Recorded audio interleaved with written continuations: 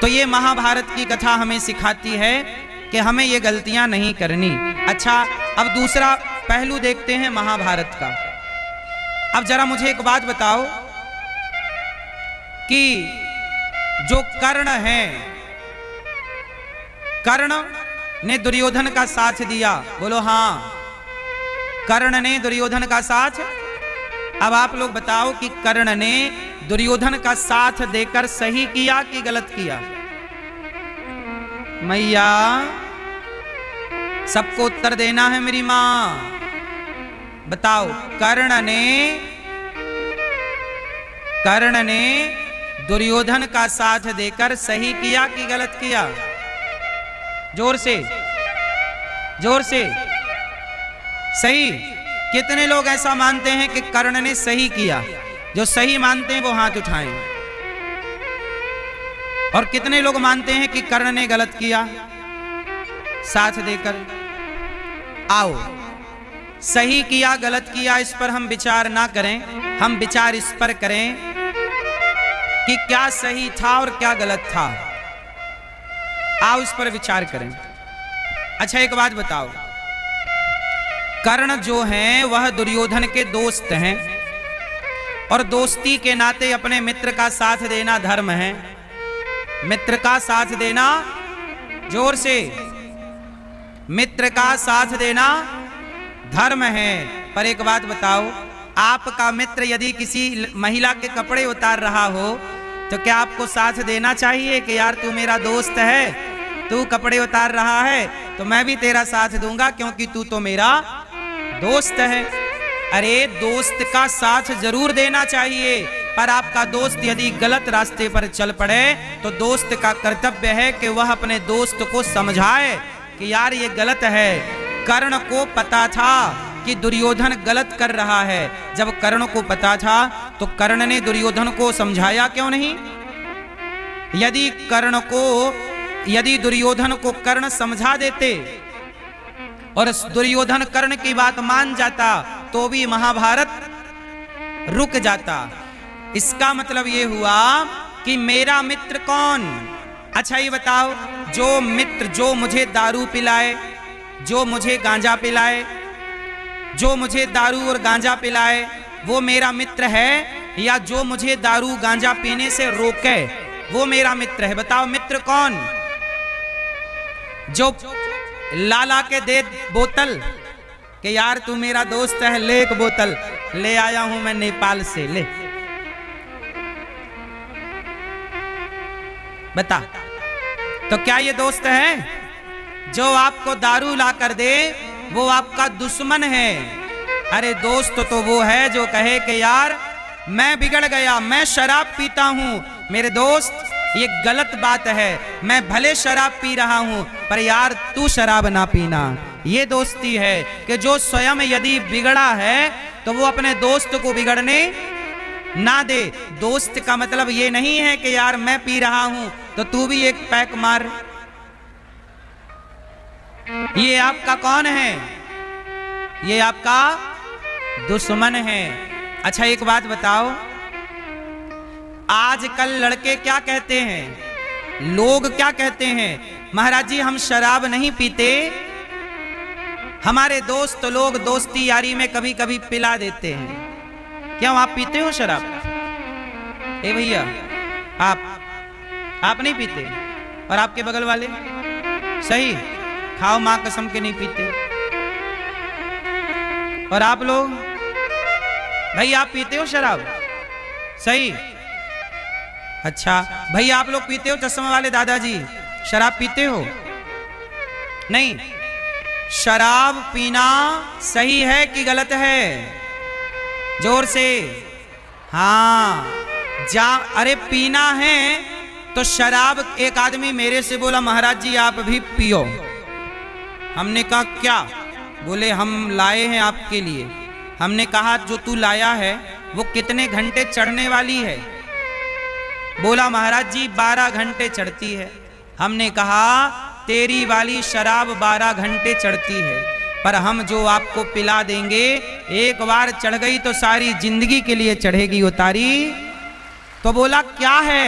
मैंने कहा जाम पर जाम पीने से क्या फायदा, रात बीती उतर जाएगी, हरि नाम का जाम पी ले बंदे, तेरी जिंदगी सुधर जाएगी। पीना है तो राम नाम का प्याला पी लो, कृष्ण नाम का शराब में क्या रखा है, पीना है तो राम नाम का प्याला। इसलिए कहता हूं दोस्तों, मित्र होने चाहिए पर कर्ण जैसा दोस्त नहीं होना चाहिए। कर्ण ने यदि दुर्योधन को कह दिया होता कि यार भरी सभा में तूने कपड़े उतारे हैं, चलो बताओ, कर्ण को क्या ये नहीं कहना चाहिए कि यार बाकी सब ठीक है पर तूने भरी सभा में एक महिला को निर्वस्त्र किया है, क्या ये सही है?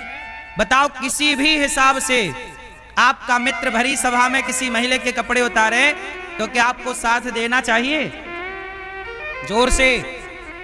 इसलिए कर्ण बहुत अच्छे आदमी हैं, कर्ण रोज दान करते हैं, कर्ण बड़े धर्मात्मा हैं, कर्ण बहुत अच्छे हैं, पर एक विषय में कर्ण बिगड़ गए।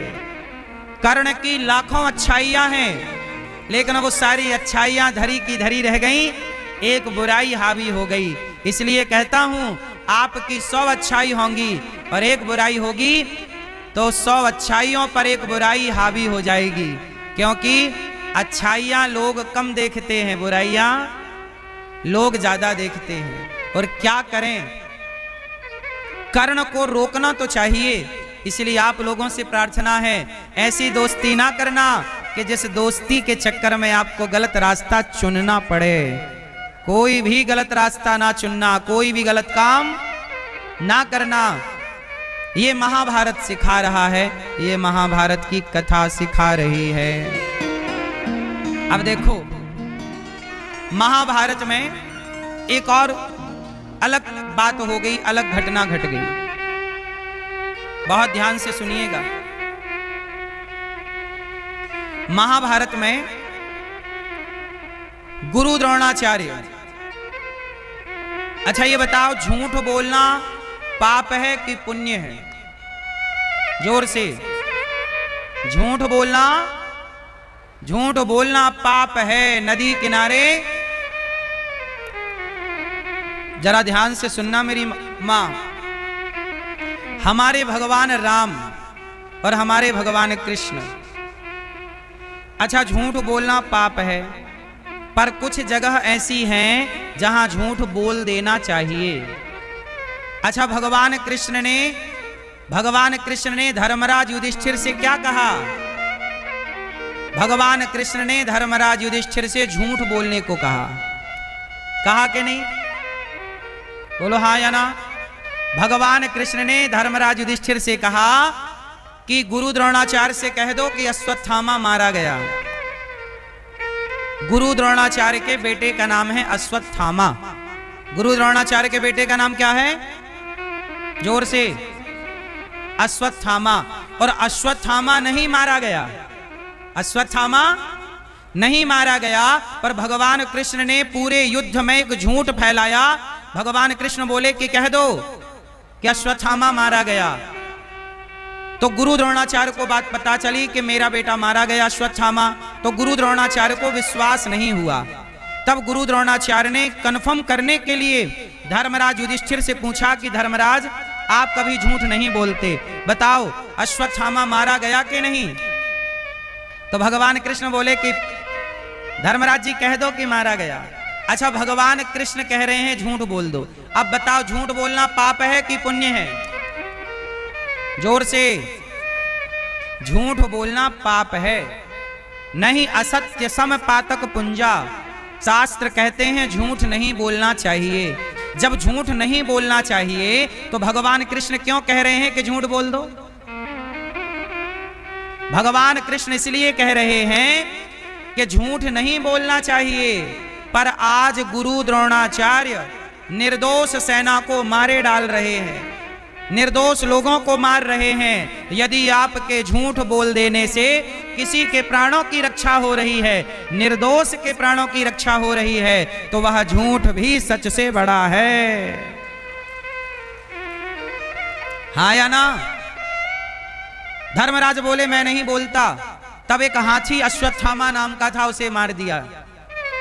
और गुरु द्रोणाचार्य ने कहा कि बताओ अश्वत्थामा मारा गया? तो धर्मराज ने कह दिया हाँ अश्वत्थामा मारा गया, नरोवा कुंजरोवा, वो नर था कि हाथी था। तब तक भगवान ने शंख बजा दिया और गुरु द्रोणाचार्य जी ने अपना धनुष छोड़ दिया, पुत्र के वियोग में चले गए। और तभी धृष्टद्युम्न ने आकर गुरु द्रोणाचार्य की हत्या कर दी। गुरु द्रोणाचार्य को मारने के लिए भगवान ने झूठ का सहारा लिया। क्यों? अब बताओ, झूठ बोलना चाहिए कि नहीं? अच्छा एक बात बताओ,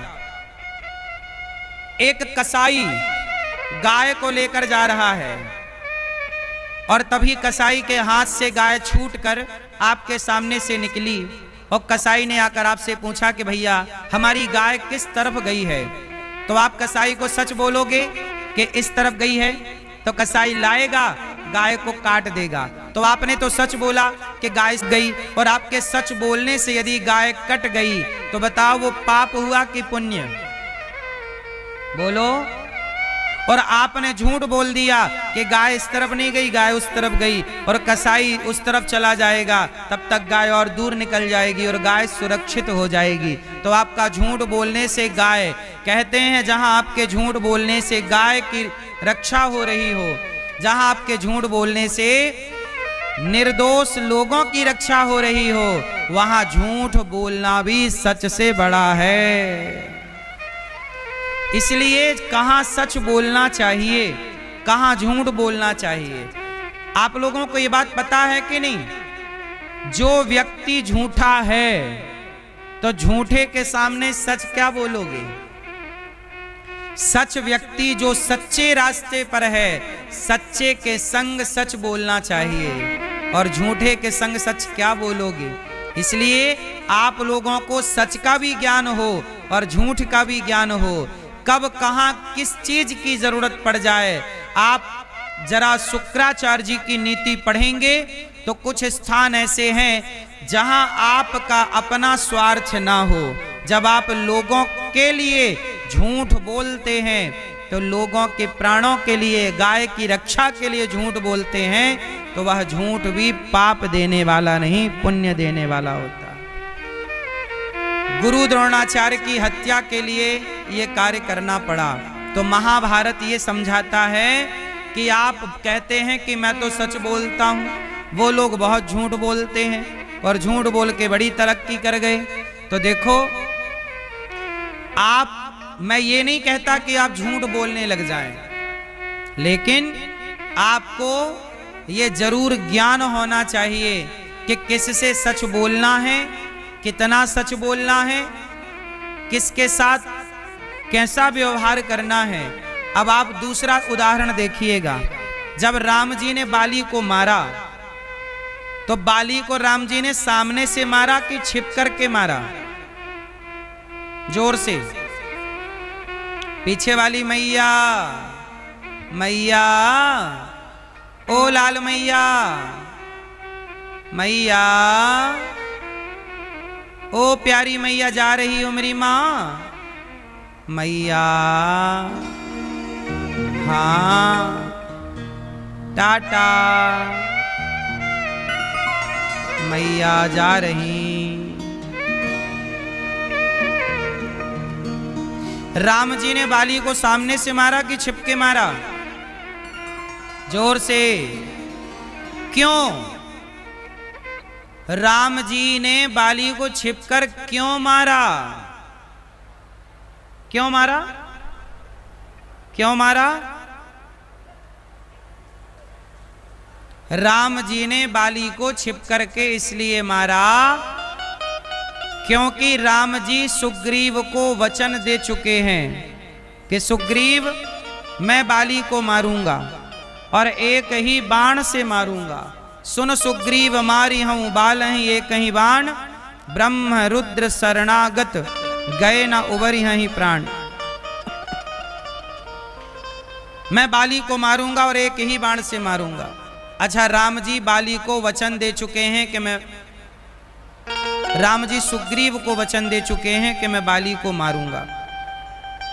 और जब बाली के सामने राम जी गए, यदि राम जी बाली को सामने से मारते और राम जी की शरण में बाली आ जाता तो शरण में आए हुए को राम जी ना मारते। शरण में आए हुए को राम जी ना मारते। यदि राम जी की शरण में बाली आता। अच्छा एक बात बताओ, क्या राम जी की बाली से कोई दुश्मनी थी? राम जी की कोई दुश्मनी नहीं। जब राम जी की बाली से कोई दुश्मनी नहीं थी और राम जी सामने जाकर खड़े होते तो बाली तो शरण में आ जाता कि प्रभु मैं तो आपका हूं। और जो शरण में आते, बाली आता, तो राम जी शरण में आए हुए को कभी ना मारते। और यदि नहीं मारते तो सुग्रीव को राम वचन दे चुके थे कि मैं एक ही बाण से बाली को मारूंगा। यदि राम जी बाली को नहीं मारते तो सुग्रीव को क्या लगता कि राम जी ने बाली से दोस्ती कर ली। और सुग्रीव राम पर आरोप क्या लगा देता कि राम जी ने तो, सुग्रीव आरोप लगाता कि राम तो मुझे धोखा दे दिए। राम जी पर धोखा देने का आरोप लग जाता। इसलिए राम जी ने बाली को छिप करके मारा। और जब मार दिया तो बाली बोला आपने मुझे क्यों मारा? राम जी बोले एक बात बता, तूने अपने छोटे भाई की पत्नी को अपहरण करके उसे रखा है, बता क्या ये धर्म है?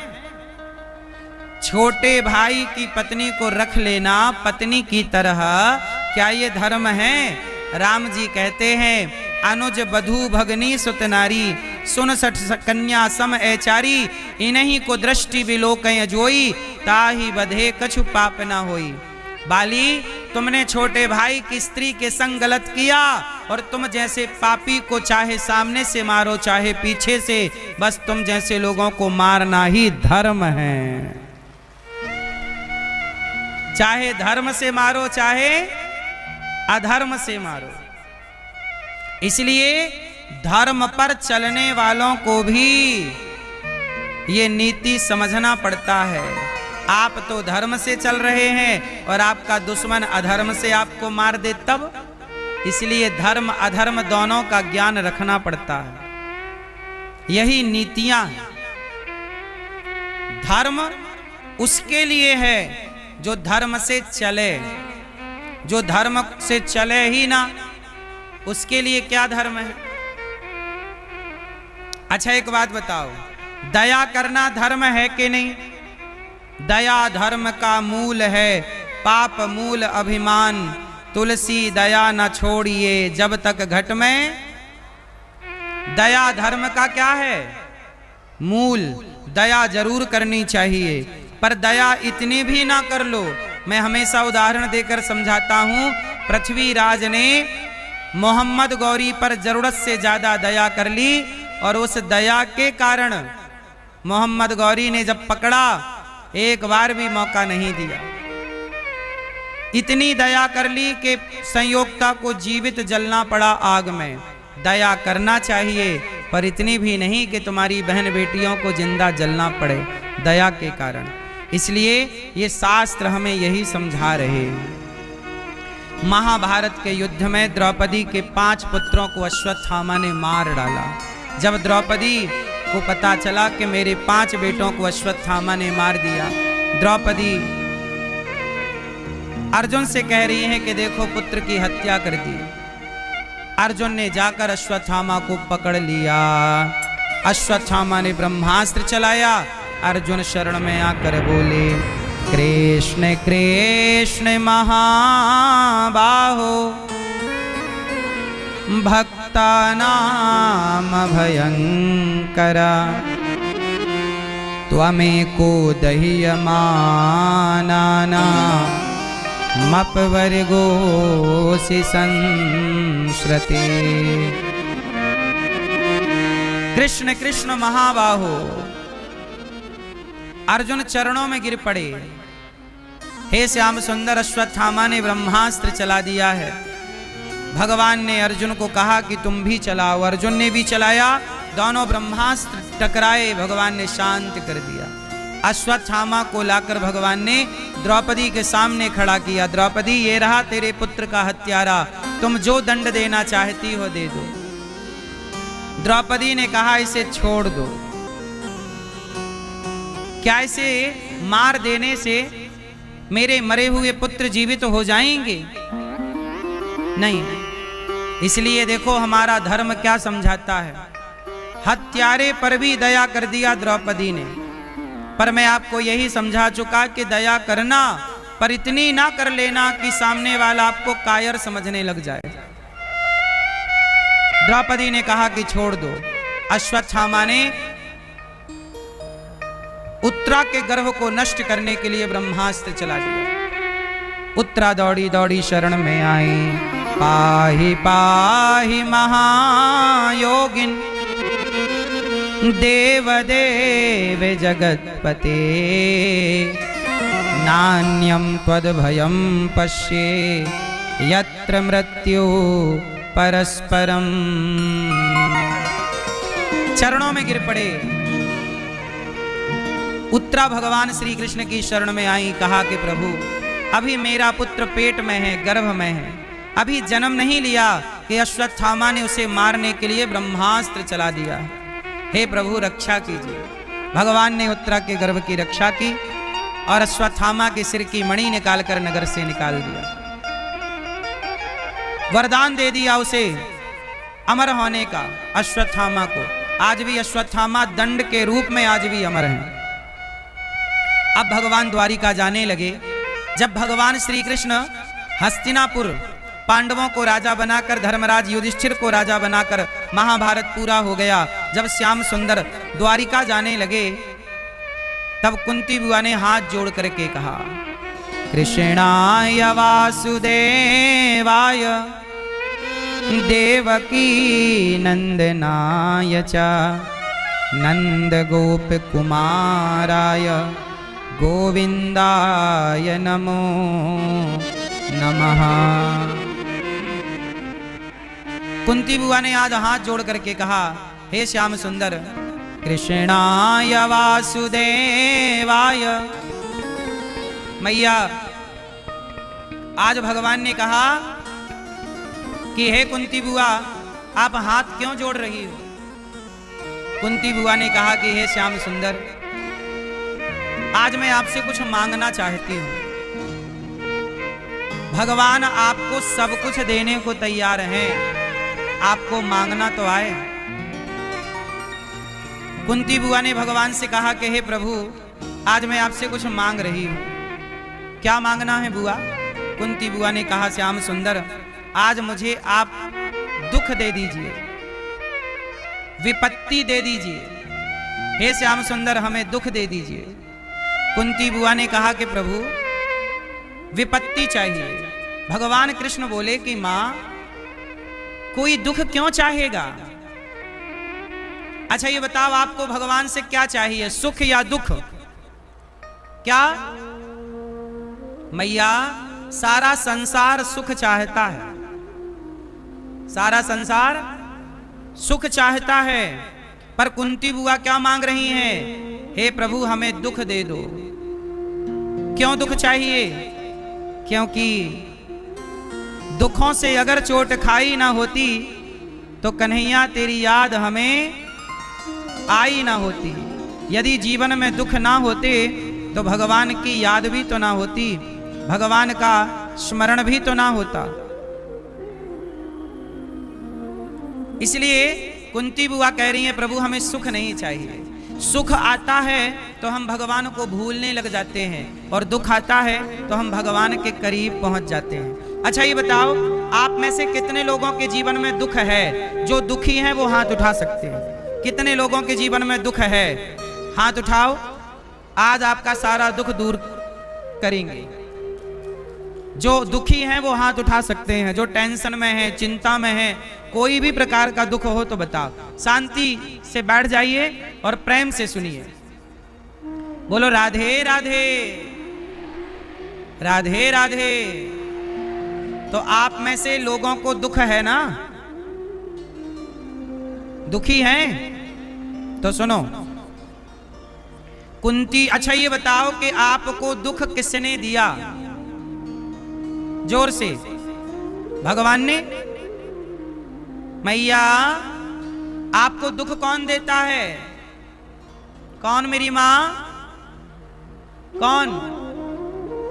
आपको दुख देने वाला कौन है, बस ये मैं जानना चाहता हूं। आपके पड़ोसी आपको दुख देते हैं, पति दुख देता है, पत्नी दुख देती है, पुत्र दुख देता है। हमें लगता है कि ये दुख दे रहा है, हमें लगता है ये दुख दे रहा है, पर सच्चाई यही है कि हमें कोई परिवार का व्यक्ति या पड़ोसी दुख नहीं देता, बल्कि हमारे अपने जो कर्म होते हैं वह कर्म ही हमें दुख देते रहते हैं। और हमें लगता है कि ये दुख दे रहा है, वो दुख दे रहा।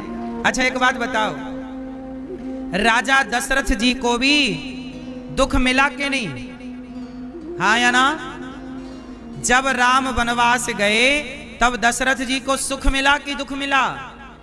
इतना दुख मिला कि उस दुख से दशरथ जी के प्राण निकल गए। क्यों? अच्छा ये बताओ, दशरथ जी को ये दुख क्यों मिला? क्योंकि दशरथ जी ने ये दुख किसी को दिया था। जो आपने दिया है वो आपको मिलेगा जरूर।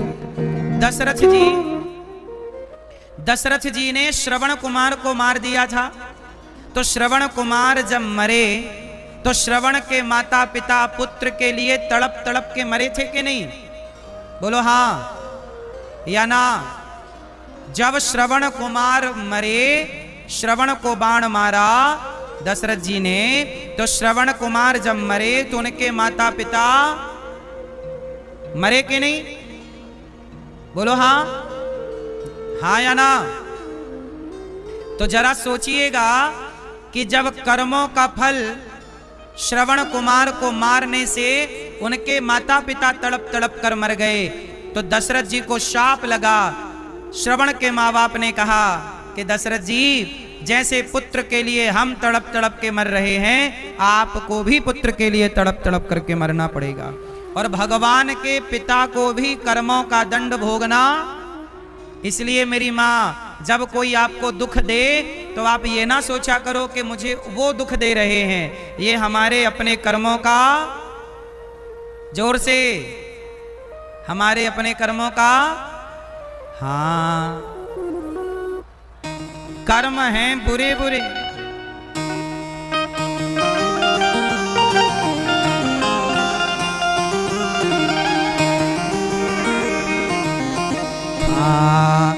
कर्म हैं बुरे बुरे और तुम स्वर्ग जाने की बात करते हो। कर्म हैं बुरे बुरे और तुम स्वर्ग जाने की बात करते हो। आपको स्वर्ग जाना है? कितने लोगों को स्वर्ग जाना है? तो मैया बुरे कर्म होंगे तो स्वर्ग कैसे मिलेगा? हाँ, कर्म है बुरे बुरे और तुम स्वर्ग जाने की बात करते हो।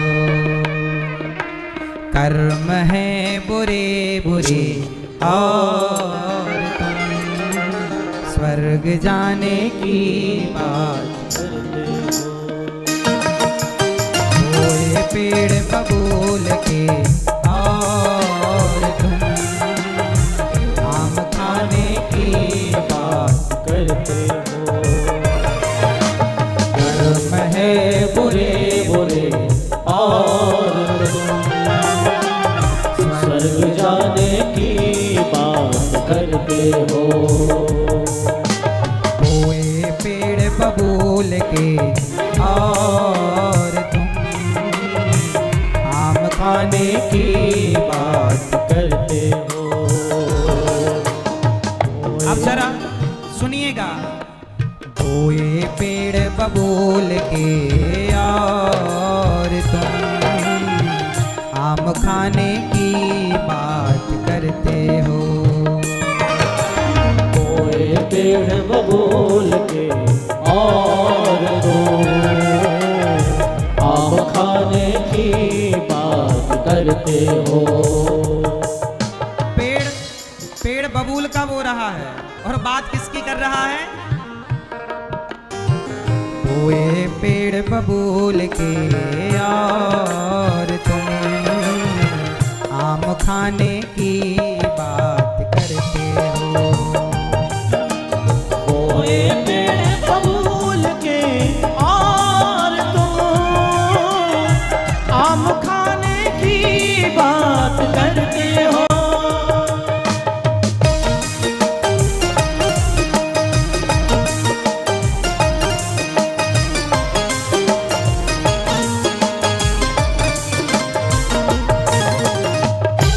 दोनों हाथ उठा के कर्मों की गति समझिए।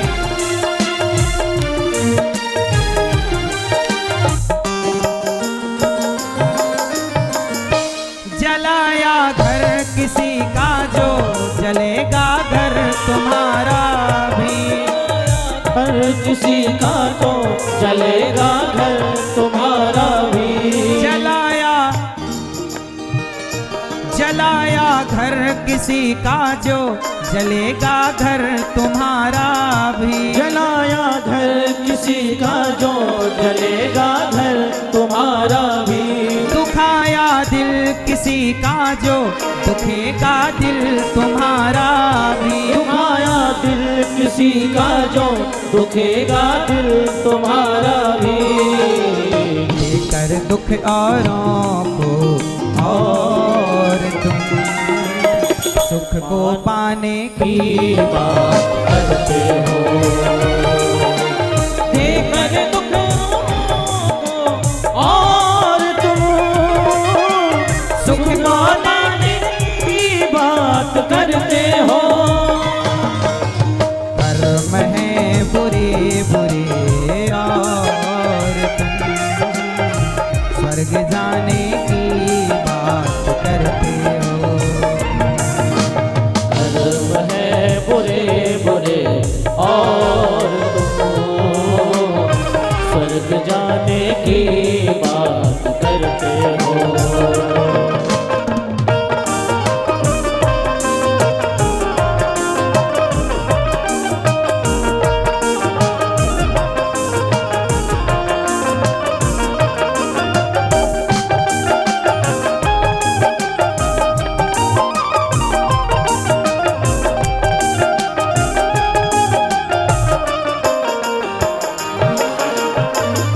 जोरों का बुरा सोचे बुरा खुद का बुरा होगा। जो औरों पे बुरा सोचे बुरा खुद का बुरा होगा। जोरों का बुरा सोचे, इसलिए कहता हूँ किसी का घर ना जलाना। जलाया घर किसी का जो जलेगा घर तुम्हारा भी। जलाया घर किसी का जो जलेगा घर तुम्हारा भी। ये मत सोचा करो कि आपको कोई देख नहीं रहा है। दुर्योधन ने पांडवों के घर में आग लगाई थी, लाक्षागृह में बंद किया ना, और बंद करके कौरवों ने पांडवों को जिंदा जलाने का षड्यंत्र रचा था। जब औरों का घर जलाओगे तो सर्वनाश होगा कि नहीं? वही हुआ पांडवों का घर जलाया तो दुर्योधन का सर्वनाश। जो औरों का बुरा सोचे बुरा खुद का बुरा होगा। जो औरों का बुरा सोचे बुरा खुद का बुरा होगा। जो औरों को गिराएगा वो खुद पहले गिरा होगा। जो औरों को गिराएगा वो खुद पहले गिरा होगा। जरा सोचिएगा, ये बताओ छोटे बच्चों को गिराना सही है कि चलाना सही है? अरे चलाओ, गिराओ मत। यदि आपने किसी को गिराया है तो ये समझना कि विधाता की डायरी में नोट हो गया कि आपने गिराया है, तो आप भी गिरने को तैयार रहना।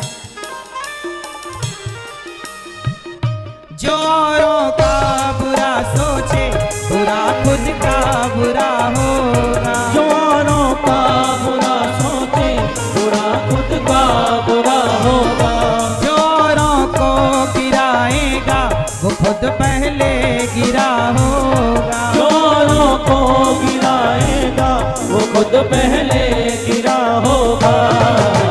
मन में छल भरा भरा और तुम मन छल भरा भरा और जरा सुनिएगा, कितनी अच्छी लाइन है। मन में छल भरा भरा और तुम दर्श पाने की बात करते हो।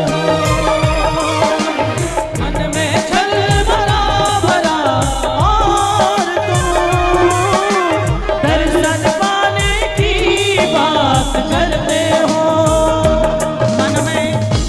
मन में छल भरा भरा और तुम दर्शन पाने की बात कर रहे हो कि भगवान का दर्शन नहीं हो रहा है। मन में छल भरा भरा और तुम दर्शन पाने की बात करते हो। मन में छल भरा भरा और तुम दर्शन पाने की बात करते हो। कर्म की है गति न्यारी, कर्म परिणाम है न्यारा। कर्म की है गति न्यारी, कर्म परिणाम है न्यारा। कर्म ना छोड़ता पीछा, कर्म से हर कोई हारा। कर्म ना छोड़ता पीछा, कर्म से हर कोई हारा। जरा सुनिएगा भैया, राम जी के पिता हैं दशरथ जी, पर दशरथ जी ने जो कर्म कर दिया है श्रवण कुमार को मारने का, वो कर्म दशरथ जी का पीछा नहीं छोड़ रहा है। जब भगवान के पिता को कर्मों का दंड मिला है तो मैया हमें और आपको नहीं मिलेगा। कर्म की है गति न्यारी, कर्म परिणाम है न्यारा। कर्म की है गति न्यारी, कर्म परिणाम है न्यारा। कर्म ना छोड़ता पीछा, कर्म से हर कोई हारा। कर्म ना छोड़ता पीछा, कर्म से हर कोई हारा। कर्म फल भोगे बिना और तुम, जरा सुनिएगा, कर्म फल भोगे बिना और तुम स्वर्ग जाने की बात करते हो। कर्म बिना भोगे और तुम स्वर्ग जाने की बात करते हो। कर्म फल भोगे बिना और तुम स्वर्ग जाने की बात करते हो। और कर्म फल भोगे बिना और तुम स्वर्ग जाने की बात करते हो। कर्म है बुरे बुरे और तुम स्वर्ग जाने की बात करते हो। कर्म है बुरे बुरे और तुम स्वर्ग जाने की बात करते हो। कोई पेड़ बबूल के और तुम आप खाने की बात करते हो। है बबूल के और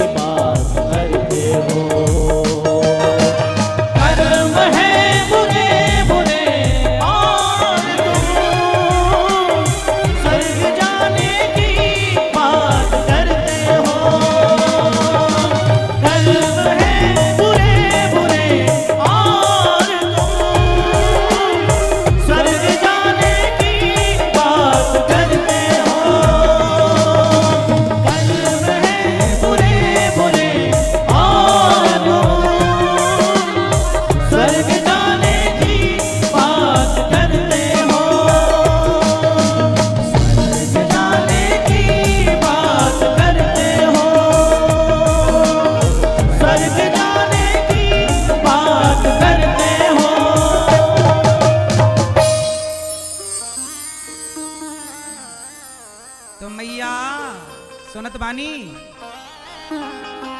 मैया नीक लागे सुनत बानी सुना नेक मन लगाए के सुना।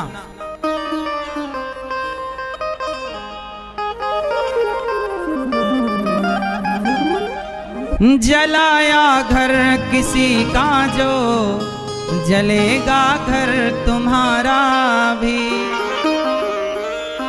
दुखाया दिल किसी का जो दुखेगा दिल तुम्हारा भी, देकर दुख औरों को और तुम सुख को पाने की बात करते हो। किसी को दुख देकर के आप सुख पाने की बात कर रहे हो, आपको नहीं लगता कि आप अपने संग मजाक कर रहे हैं? कर्म की है गति न्यारी, कर्म परिणाम है न्यारा, कर्म ना छोड़ता पीछा, कर्म से हर कोई हारा, कर्म फल भोगे बिना रे तुम स्वर्ग जाने की बात करते हो। कर्मों से भागो ना, इसलिए कहता हूं मेरी माँ, जैसा हम बोते हैं इसलिए गलत कर्म करना छोड़ दो। यदि आपने किसी को धोखा दिया है तो आपको धोखा जरूर मिलेगा। आपने किसी को सताया है तो आपको कोई अवश्य सताएगा। मैया पृथ्वी गोल है, भगवान को भी कर्म दंड भोगना पड़ा। राम जी, अब देखो राम का कर्म दंड में आपको याद दिला दूं। जब राम जी वनवास गए, रावण चुरा के ले गया सीता, राम जी रो रहे हैं सीता सीता। राम भगवान हैं और पत्नी के लिए रो रहे हैं, क्यों? क्योंकि ये राम का कर्म दंड है। कैसा दंड है? बोले राम को नारद जी ने शाप दिया था। एक बार नारद जी का भी मन हुआ कि मैं भी ब्याह करूं।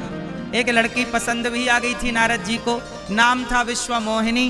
तो नारद जी उससे ब्याह करने चले, लेकिन नारद जी बोले कि मेरा शरीर बूढ़ा सा है और बूढ़े के संग ये लड़की ब्याह कैसे करेगी। उस लड़की का स्वयंवर चल रहा था कि जिसके गले में माला डालेगी वो उसका पति होगा। तो नारद जी को लगा यदि मैं पहुंच जाऊं, ये लड़की मुझे माला पहनाए तो मैं भी थोड़ा गृहस्थी का सुख ले लूं। तो नारद जी बोले मेरी मदद कौन करेगा? तो भगवान विष्णु के पास पहुंच गए और भगवान श्री हरि से कहा कि हे प्रभु आपन रूप देहु प्रभु मोही।